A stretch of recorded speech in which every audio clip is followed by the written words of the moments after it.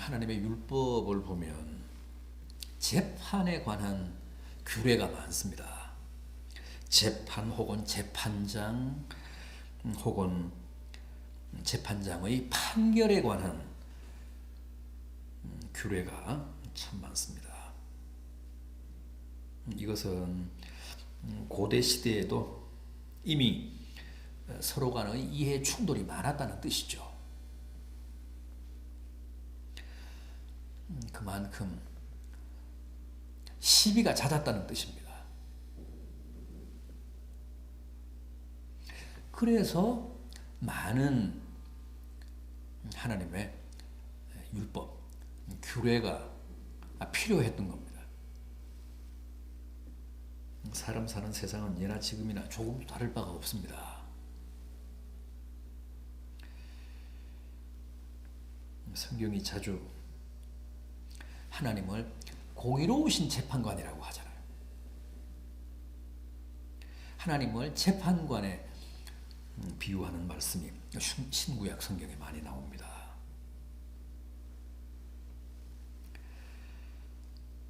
그만큼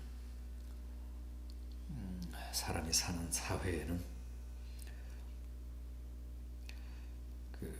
시비가 잦았고 또 재판이라고 하는 제도 자체가 사회와 그 공동체에 차지하는 비중이 컸다는 의미입니다. 본문 1절을 보십시오. 사람들 사이에 시비가 생겨 재판을 청하면 재판장은 그들을 재판하여 의인은 의롭다 하고 악인은 정죄할 것이며. 너무나도 당연한 말씀입니다. 재판장은 재판을 할 때, 판결을 내릴 때 의인은 의롭다고 해야 됩니다. 악인은 악하다고 해야 합니다. 그래서 정죄해야 합니다. 하나님이 지금 의인은 의롭다고 하고 악인은 정죄하라. 재판장에게 그렇게 말씀합니다. 현실은 그렇지 않았다는 거죠. 이 자명한 말씀을 율법으로 정해놓으신 것은 재판장은 당연히 의인은 의롭다고 하고 악인은 정죄해야 옳은데 현실 재판에서는 성문 앞에서 벌어지는 재판 현장에서는 반드시 재판장이 그렇게 판결하는 것은 아니라는 겁니다. 그래서 하나님이 율법으로 정해놓고 반드시 재판장은 정의롭고도 공의로운 판결을 내려야 한다. 그래서 억울한 사람이 생기지 않게 해야 한다.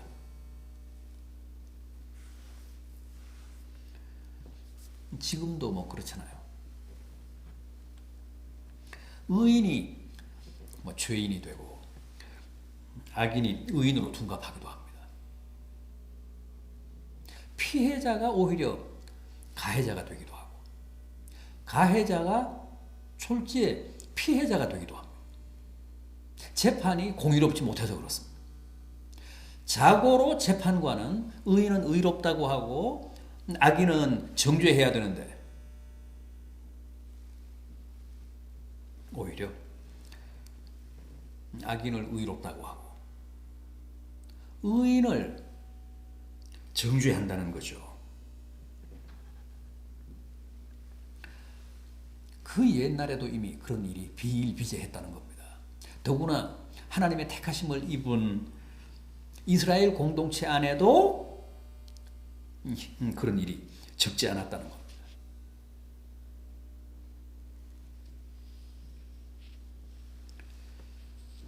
그래서 많은 억울한 사람들이 양산이 됐습니다. 따라서 하나님이 그런 부당한 판결을 내려서는 안 된다.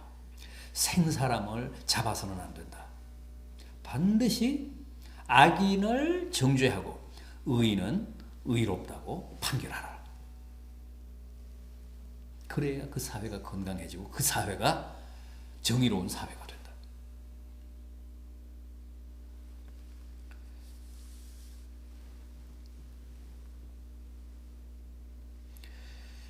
그런데 이제 죄를 지은 사람을 정죄를 했습니다.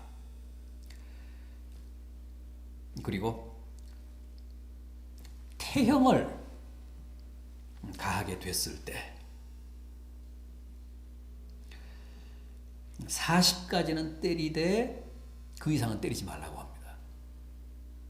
이제 후에 가면 이게 너무 가혹한 벌이기 때문에 40에서 하나 감하는 39만 때리라고 그럽니다. 근데 이제 원형은 40까지는 때릴 수 있었습니다.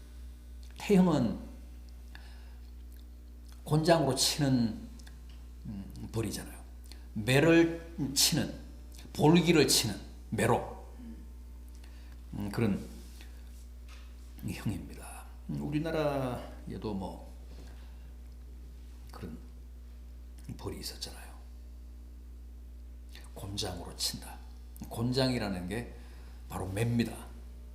나무로 된 그 곤봉, 죄인을 응징하는 그 매, 그게 곤장이잖아요. 사람을 엎어놓고 옷을 벗기고 볼기를 치는 겁니다. 지금도 중동 이슬람권에서는 아직도 곤장, 이 태형이 있습니다. 싱가포르에도 태형이 있잖아요.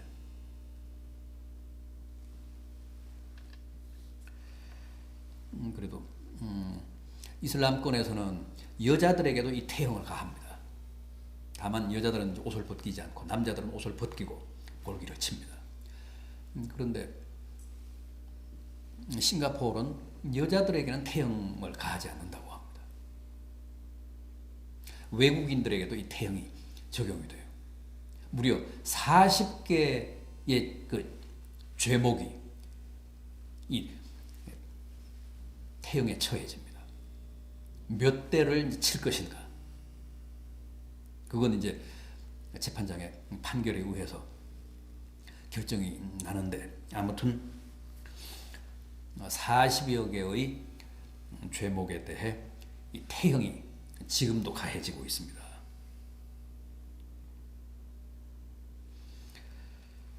이렇게 40대까지 태형을 가하라. 그 이상은 때리지 마라. 그건 너무나 가혹하다. 그런데 이 태형이 참 무섭습니다.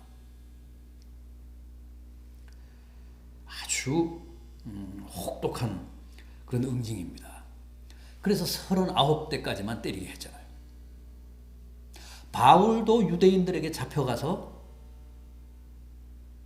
이 태형에 처해졌습니다. 40에서 하나 감한 매를 몇 번 맞았다고요? 무려 5번이나 맞았다고 고백을 하고 있습니다. 고린도 후서에서. 이렇게 뭐 39번, 40번을 이 매로 맞으면 이 볼기가 너덜너덜해집니다. 그런 모진 매를 기독교로 개종했다고 해서, 유대교를 배신했다고 해서 유대인들에게 끌려가 바울이 무려 5번이나 맞았습니다. 로마인들도 이 태형을 가했는데, 로마인들은 나무가 아니라 채찍으로 태형을 가했습니다. 엉덩이보다는 주로 등을 채찍으로 때렸습니다. 그 채찍에는 쇠조각, 뼈조각을 달아가지고 주님도 십자가를 지시기 직전에 그 태형에 가해지셨잖아요. 그러니까 채찍에 막 살이 묻어 나오는 겁니다. 살이 막 다 찢기는 겁니다.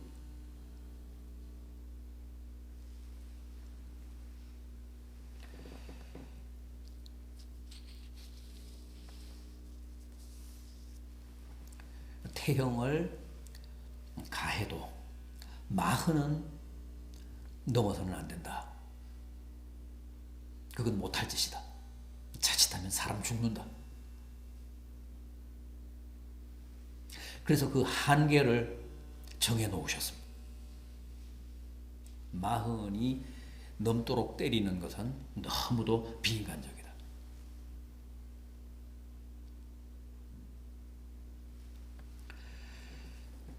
그 다음 4절 말씀을 보십시오. 곡식 떠는 소에게 망을 씌우지 말라. 타작을 할 때 소를 동원해서 이렇게 했는데 그때 사람들이 그 비정하게 매정하게 소가 곡식을 먹는다고 해서 입에다가 망을 씌웠습니다. 그거 나쁜 짓이다. 그 소를 학대하는 것이다. 최소한 타작을 하는 소는 그래도 곡식을 먹어야 되지 않겠느냐. 생각해 보십시오. 배고픈 소가 코앞에 눈앞에 곡식을 두고도 입에 망이 씌워져 있어서 그 나다를 못 먹을 때 너무 잔인한 짓이잖아요. 그 고문이잖아요. 아무리 말 못하는 소지만 짐승이지만 그렇게 대우해서는 안 된다. 타작에 동원되는 소의 입에 망을 씌우지 말라. 곡식을 먹게 해라. 그런데 바울은 이 말씀을 사람에게 적용을 합니다. 주의 종들에게 적용을 합니다. 고린도전서 9장 9절 이하를 보면 이렇습니다. 모세의 율법에 곡식을 밟아 떠는 소에게 망을 씌우지 말라 기록하였으니 하나님께서 어찌 소들을 위하여 염려하심이냐. 사실 하나님의 본의는 짐승을 위한, 소를 위한 배려는 아니었다. 그러면서 뭐라고 합니까? 성전의 일을 하는 이들은 성전에서 나는 것을 먹으며 제단에서 섬기는 이들은 제단과 함께 나누는 것을 너희가 알지 못하느냐. 성전에서 일하는 사람, 제단을 위해서 일하는 사람, 백성들이 하나님께 드리는 제사를 위해 동원되는 인력에 한해서는 굶기지 말아라. 먹을 것을 공개하라.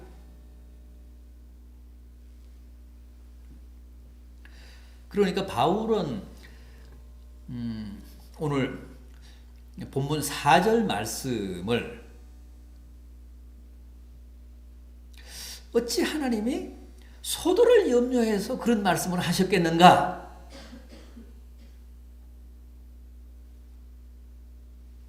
그러면서 주의 일을 하는 종들에게 성전에서 근로하고 봉사하는 사람들에게 이 말씀을 적용하면서 그들의 생활을 보장해 주는 것은 당연한 것이다. 마땅한 것이다. 옳은 것이다. 타작하는 소의 입에 망을 씌우지 말라고 했다면 하물며 하나님의 성전에서 일하는 하나님의 종들이겠느냐. 그들의 입에도 망을 씌우지 말라.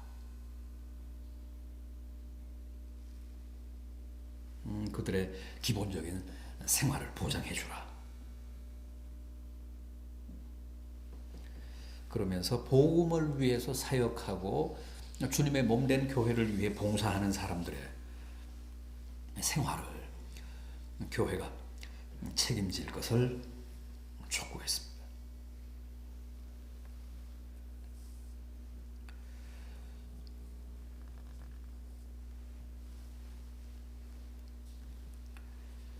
다음 이어지는 5절 이하의 말씀은 어떤 겁니까?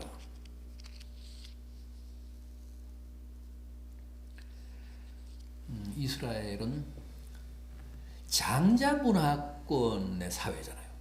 장자 문화가 특별히 강조되고 발전된 공동체입니다. 장자를 통해서 하나님의 축복의 약속이 계승된다는 것.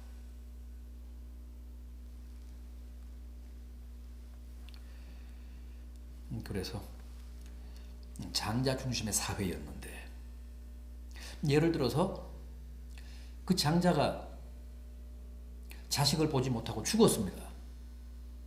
그러면 그 장자의 아내는 그 집에서 나갈 것이 아니라 그 장자의 동생들이 그 장자의 아내를 자기 부인으로 맞아서 자식을 낳아서 장자의 대를 잇게 하라는 겁니다. 그게 이스라엘의 오랜 관습법이면서 또 하나님의 율법입니다.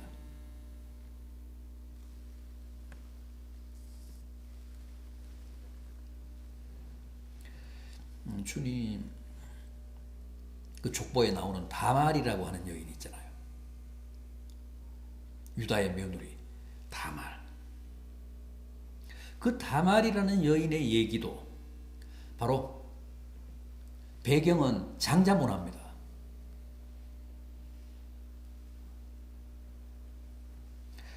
마태복음 22장을 보면 주님이 사두개인들하고 그 토론하는 대목이 나옵니다. 부활에 관해서. 사두개인들은 부활을 안 믿는 사람들이잖아요. 어느 날 사두개인들이 주님 앞에 나와서 난해한 질문을 합니다. 문제를 제기합니다.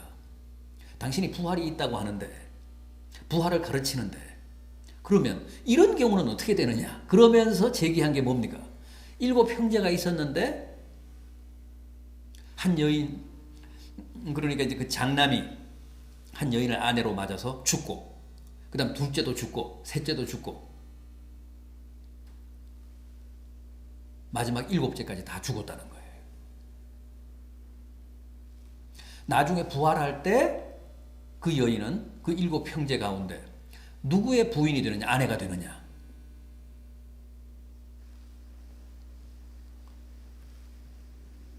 이제 부활은 허무맹랑한 이야기라는 사실을 증명하기 위해서 이제 그런 예를 들어 주님께 문제 제기를 한 겁니다. 주님은 뭐 그렇게 말씀하셨죠. 이제 부활한 이후에는 장가도 시집도 안 간다. 우리가 다 천사처럼 된다. 그가 누구의 부인이 될 것인가는 뭐 고민할 것도 없고 따질 것도 없다. 사두개인들이 제기한 이제 그 문제도 역시 이스라엘의 오랜 관습법. 이 장자가 죽으면 그 다음 이제 차남이 그 장자의 아내를 부인으로 맞으라는 이런 하나님의 율법을 전제로 한 말씀입니다.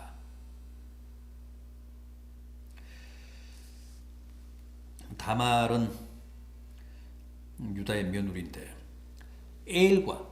그 유다의 장남인 에일과 결혼을 해서 자식을 못 보고 에일이 죽습니다. 그 다음에 그 에일의 동생이 오난이죠. 오난이 그 관습법에 의해서, 하나님의 율법에 의해서 형수를 아내로 맞습니다. 거기까지는 뭐 괜찮았는데 결국 동침하는 과정에서 하나님의 뜻을 거역하잖아요. 자기가 자식을 낳아봤자, 그 형수하고 동침해서 자식을 낳아봤자 자기 자식이 되는 게 아니라 형의 자식이 되는 겁니다. 그거 나 원치 않는다. 그래서 계속 체외 사정을 하다가 하나님의 진노를 급살합니다. 죽습니다. 그런데 삼형제인데 막내는 셀라입니다. 그 셀라는 아직 어리죠.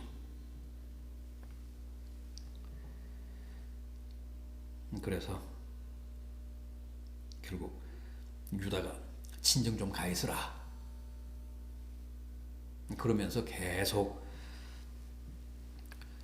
친정에서 살게 하는데 결국 다말이 기지를 발동해서 자기 시아버지인 유다와 관계를 맺어 쌍둥이를 낳잖아요. 그렇게 해서 그 가문에 대를 잇습니다. 그걸 하나님이 높이 평가하셨습니다. 그 다말의 모험을. 그러니까 하나님도 이스라엘의 그 전통적인 장자 문화를 그렇게 존중하신 분입니다. 장자를 통해서 하나님의 그 약속과 축복이 계속적으로 계승되고 전승되기를 바라셨습니다. 그러니까 하나님은 하나님의 약속과 축복이 그 당대만으로 끝나기를 원치 않으십니다. 자자손손 계승되고 그 후손들이 두고두고 하나님의 축복과 하나님의 약속을 누리며 살기를 바라십니다. 이 장자 문화의 전통에는 그런 하나님의 뜻이 전제되어 있습니다. 사람은 어차피 제한된 수명을 살면 죽잖아요. 한 사람이 하나님을 섬기며 살다가 죽는 것으로 모든 게 끝나기를 원치 않으십니다. 하나님의 약속과 하나님의 축복은 자손 만대 계속 계승되고 전승되기를 바라십니다. 그건 지금도 마찬가지입니다. 우리의 자녀들, 우리의 후손들이 우리 이상으로 하나님을 잘 섬기고 하나님의 축복과 하나님의 약속을 잘 계승하기를 기대하십니다. 우리는 별로 그 부분에 대해 관심이 없지만 하나님은 그렇지 않습니다. 우리가 우리 당대에 하나님을 잘 섬길 뿐만 아니라 하나님에 대한 지극한 사랑과 믿음을 우리 자녀들, 우리 후손들도 우리로부터 잘 계승하기를 진심으로 바라십니다. 우리는 이스라엘의 그런 장자 문화를 통해 그런 하나님의 뜻을 깨달아야 합니다. 우리만이 아니라 당대만이 아니라 하나님은 우리의 자녀들, 우리의 후손들도 자자손손 하나님의 신앙과 하나님의 축복과 하나님의 약속을 그대로 승계해서 우리 이상으로 하나님을 잘 섬기기를 바라신다는 사실. 이스라엘의 이런 전통과 이런 장자 중심의 문화를 통해 다시 한번 확인할 수 있어야겠습니다. 네, 오늘은 여기까지 하겠습니다.